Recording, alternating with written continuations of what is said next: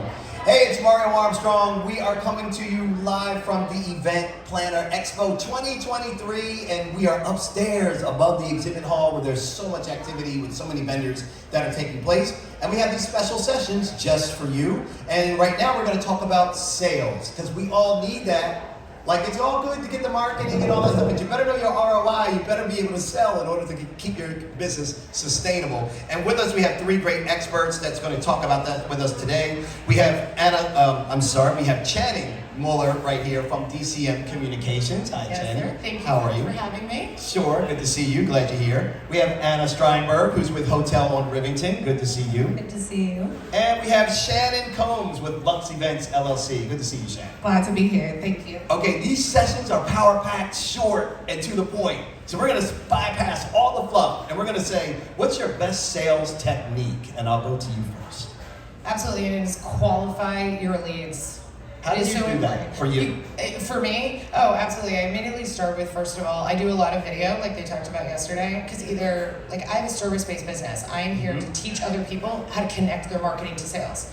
If you don't like the way that I speak, we're not going to work very effectively together. So when I showcase video, I'm like, either people are, oh my gosh, yes, like, she is my person, she gets it, or absolutely not, I can't handle the girl's accent, so it's not going to work. So it immediately kind of qualifies them out. Yeah. And then I ask questions like, what are you looking to accomplish? Based on that, I can then determine, can I fill that gap for you?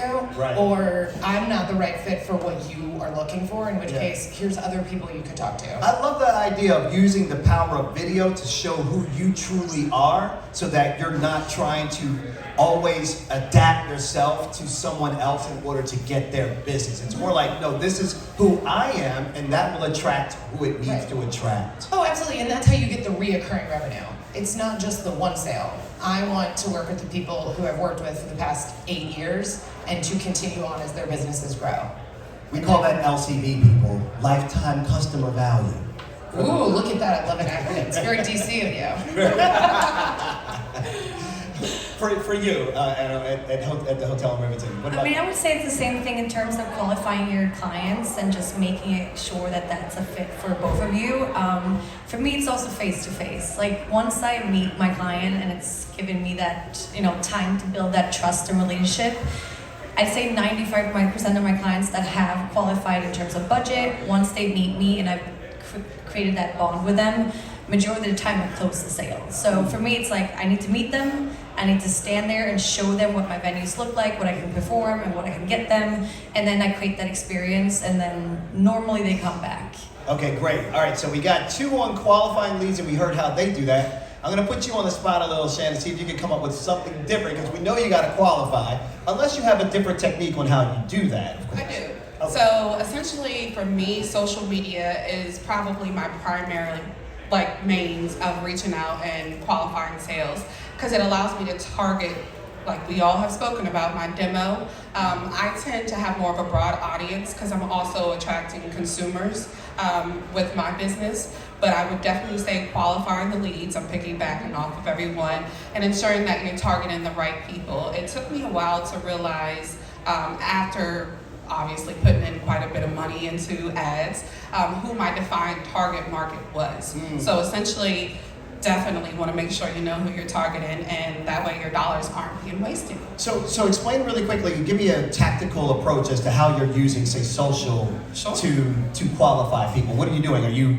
tracking them? Are you hitting them up in the DMs? Like, what are you doing? Absolutely. I use a lot of influencers as well. So I appeal to those influencers who are actually in my market. For example, I host a food truck festival, so I'm looking at all those foodie bloggers. So I'm piggybacking off of their clientele, directly messaging them, targeting them specifically with my social media ads, a little bit of everything, just so I make sure I'm not putting my money in the wrong place to get those attendees. You're starting relationships. There you go. You're like, let's have a conversation. There you go. Absolutely. I don't just want to follow, I want to talk to you. That's I right. want to get to know you. Absolutely. It makes a big difference. Okay, so this is really great, and feel free, this is exactly how this conversation should feel. So now we talked about getting them in terms of qualifying. What about closing? We're just going to jump straight to the end. Is there a technique or something that you've seen or that has helped you get to that closing part better, or help you seal deals? 1,000%. And I think it always starts with the mindset of, I'm offering a solution to your problem. It is not personal if someone decides, I want to work with you or I don't like you. It is like, here's your problem, here's the solution I've laid out for that. I hope that you want that solution. And if you don't, okay, it's not personal, we move on to the next one. Yeah. But I think when you have that mindset, you approach things in a much more confident fashion. And that's what someone wants when they're hiring you, is they want to know that like you actually know what you're talking about and you can back it up. Right? Yeah, go ahead, Anna. And I feel like it's very important as well to just establish that support that they usually don't feel like they have, because they come to you with a problem, right?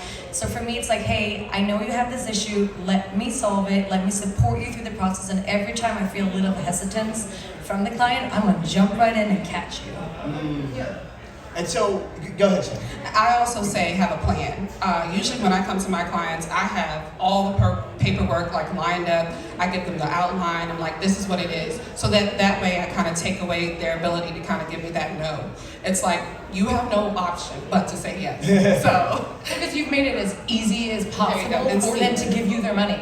absolutely. That is what I love. So I want to, continuing with that thought, is that when you send out a proposal, right? Let's say you send a proposal, you get on a call to review the proposal. Personally, I like the idea better. Book the call. Once you've qualified them, book a call to walk through the proposal with them. Then send it to them afterwards, because you can overcome any objections they have much key. faster on the phone. Because you may not be the best writer, or they might not be the best at understanding why they need these 10 line items. If you can explain it, you're going to move them through that sales cycle faster. And then it's only a matter, it's like, okay, well, yeah, this sounds like everything we need. What's the next step? Oh, wonderful, I have the contract right here for you to sign. Thank you. I'll take your deposit right after that. Absolutely. Yeah. Don't make it difficult for people to give you their money. Yeah, They're so- talking to you for a reason. This is great. So what I'm hearing so far is we're paying attention to who really is the right audience for us.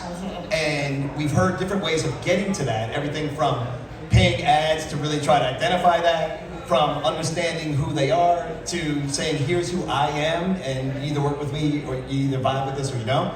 And then we go into the next part, which is typically like trying to uncover what their problem is to then offer a solution.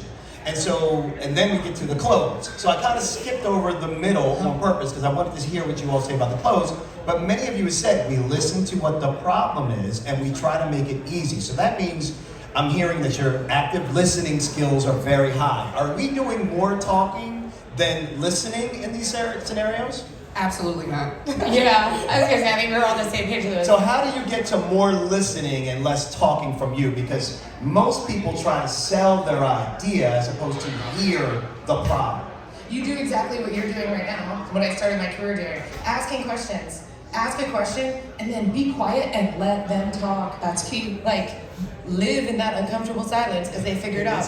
But I also ask people straight out, I'm like, oh, this is great. I'm so glad I talked to you. Let's break the ice a little bit, develop a rapport, and then what are you having trouble right now? Just ask flat out, like, what is the issue that you're trying to address? And then I can also hear in my head, well, absolutely not. Your expectations are not realistic. I cannot help you with that because you're not listening. Or, oh my gosh, I can solve all of those problems. Absolutely. And then you can put those pieces together faster. I also feel like once it comes to especially events for the social market segment, once you understand the client's vision, it is your duty to give them the experience, right? So once you hear the vision, take it in, ask the questions, and then create. Yeah, and I love the fact that you're talking about like open-ended questions. These aren't really necessarily yes and no. These are tell me what you see. What are the goals that you have? What are the priorities that you're facing? What are the challenges? What are the ways that you identify this as a success? Like you're asking these open-ended questions because you at this stage, if we're really a great investigator, then we will fully understand what their problem is. Then we will know, number one, is this a client really for us or not? And number two, now I know I feel comfortable actually spending time putting a pitch together to present to them. And you want to make sure that you also understand how it actually affects them. Are they frustrated by it? Are they annoyed by it? Are they at their wits' end? Like, because if you can identify The emotion of it, like, you're talking. yeah, what is that emotion? Because the whole goal is we're solving a problem, which means we're finding a way to make their lives easier. On the social side, they're all emotionally invested in that event. Right? Not every corporate, event is emotionally invested. They're financially invested. So you Yeah. need to find out, well, how, like, that sounds like that's really hard for you. Or, oh my Right. gosh, I would find that so frustrating. If you can repeat back what their emotional state is to them, and be like, oh my God, you get it. Hostage negotiators call this mirroring language. Absolutely. We've been doing this since cover letters for resumes, that you take a job description and you grab keywords and information and throw it into your cover letter. That's right. Which is mirroring language, right? Absolutely. I love that you brought up hostage negotiations, which is random, but there's a book called Never Split the Difference, and it was one of Chris the Voss. Mm-hmm. It was one of the best sales books ever, because then it comes to, well, I've identified this with my client. How do we structure this pricing so they're not nickel and diming you and bringing it back? Like, how do you handle any negotiation or the flat, and this is my fee, and I would love to work with you, and here's what that costs. Yeah. Right. And then let the pregnant We've also pause created there. value, of course, Yeah. in our Exactly. services. Well, they Absolutely. should do it, right? But sometimes you do end up with, well, what is this amount, and where's the value here? Great sales book. I was a big fan. How do you, Shannon, generate, I know we talked about qualifying leads, but how do you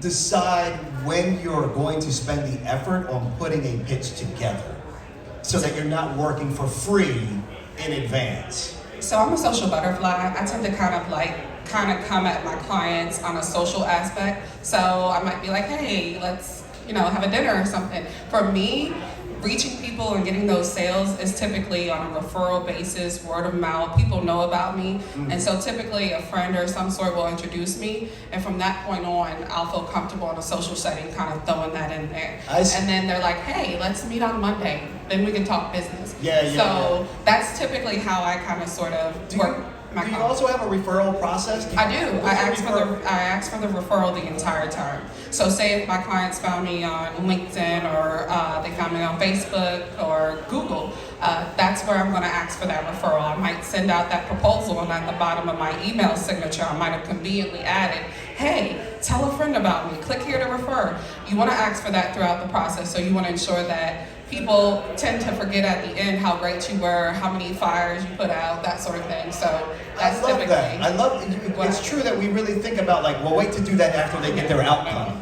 And you're like, no, they already hired us, they've already agreed, they've already vetted us, so they should feel excited about us, so why not share who Even they're working in a with? conflict, you want people to give real responses like, oh my goodness, Shannon, solve that issue. Because people know things happen, but you want people to understand the services that you offer. Everything's not perfect, but yeah, refer me. Yeah. All the time. You're putting in the effort, and you're Absolutely. trying, right? Even Absolutely. when things go awry, it's like, I'm going to figure out how to fix this. That's right. Yeah. Even if you don't know, you're like, oh, but I'm going to figure it out. There you People go. appreciate effort Absolutely. more than anything else. Well, I Yeah. want to thank all three of you for being here. I'm going to give you 10 seconds to say any closing thought about sales or maybe a project you're working on or something you're excited about, but keep it to 10 seconds so I can get the next panel up.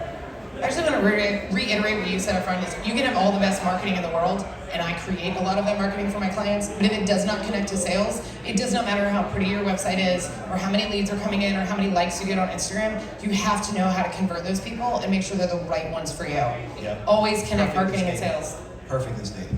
I would say that, live for what you do it with passion, do it with love, do it with joy. It gives you 1,000 times back, and yeah, it can, your whole life all of a sudden is your career. And it just feels so much better that way. It feels so much better, right? Yeah, it's amazing. It's incredible. And Shannon? And last but not least, I would say make sure you pay attention to your data. Always look back at your previous sales. Analyze that. I'm not even an analytical person, but I'm looking at all of my sales for each event and reflecting back on that. So make sure you do your homework on previous events and rock out every single time. Beautiful, Database thank you. decisions. Yeah. Shannon Combs, Lux Events LLC, Channing Muller with DCM Communications, and Anna Steinberg with Hotel on Rivington. Thank you all. Give them a Thank round of you. applause.